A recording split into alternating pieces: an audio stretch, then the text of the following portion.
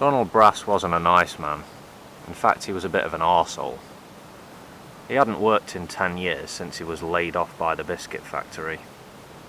He treated his long-suffering wife like a domestic servant, and any money he did have was soon lost at the bookies. Don was 54 and looked every bit of it. A pale, hangdog, flabby face sat above his turkey neck, his head shaven, his shoulders stooped, and always the same tracksuit, 1980 style, 2 sizes too small for him. Don had 3 kids, 2 girls and a boy. The older girls, women really, had long since upped and left the family nest, being glad to see the back of their indifferent father and a less than happy family home. They had kids of their own now. Don paid little attention. However, the youngest born, Don's son Freddie, was the apple of his eye.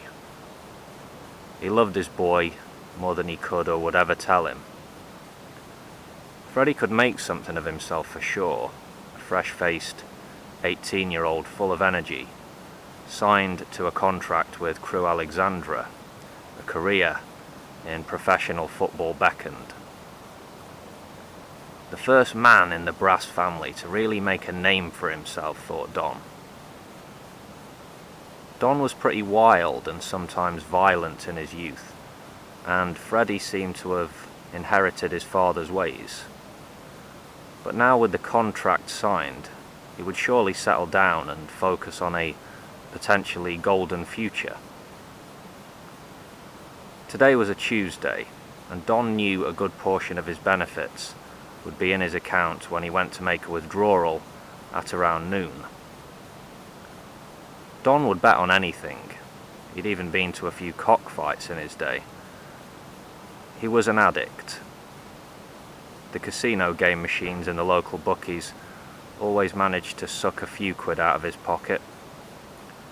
He started out with a couple of wins, then would come the losses.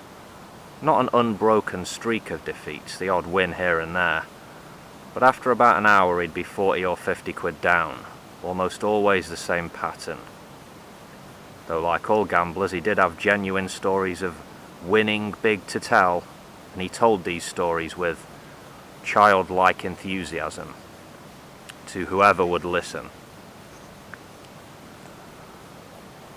The horses were Don's favourite, like so many men.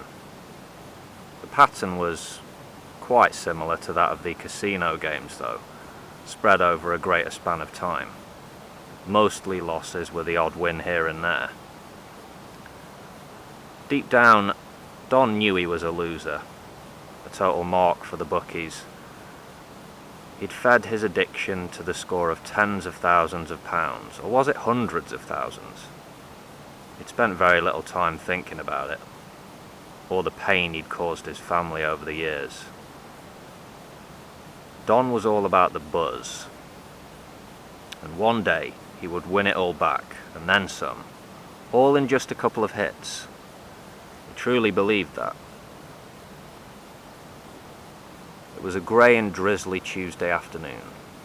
Don and his mate Ned stood outside their Mecca, smoking roll-ups and watching the world go by. Ned had long since stopped asking Don to lend him money. The answer was always, "Fuck off, Neddy." Ned was a nervous and desperate character, about 10 years Don's junior, with that same stooped, world-weary, defeated posture. Stood outside like this many an afternoon, they would see wealthy young things cruising past in their sports cars, music blaring. This was occasion for knowing sideways glances. Don would oftentimes mutter, "Flash bastard," or "puffed her." Halfway between a sneer and a smile, Ned would nod along in agreement. Both men went inside and were immediately surprised by how busy it was. This wasn't a Friday night or a Saturday. Where had all these people come from? As surprising as the number of punters in here for a random Tuesday was the fact that Don hadn't seen 90% of this lot before. He could pick out 4 regulars in the crowd, the rest were strangers. Most of these can't be much older than my Freddy, thought Don. So, what was going on today? What had drawn these kids in? A hot tip, perhaps? Or was it just a bunch of kids treating a mate to a day out on his birthday? The gears were grinding in Don's mind. Ned was intrigued also. The 2 salty old gamblers resolved to get in amongst the youngsters and see what the buzz was about. And what do you know? There really was a hot tip of the day. Crimson Magic, 12 to 1, 3 o'clock at Chester.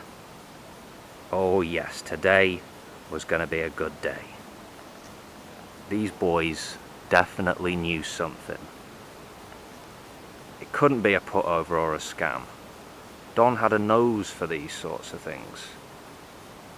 No time for dicking around on the casino machines today. It was everything on Crimson Magic. The bet was on.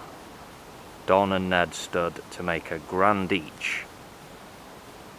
All they could do now was wait.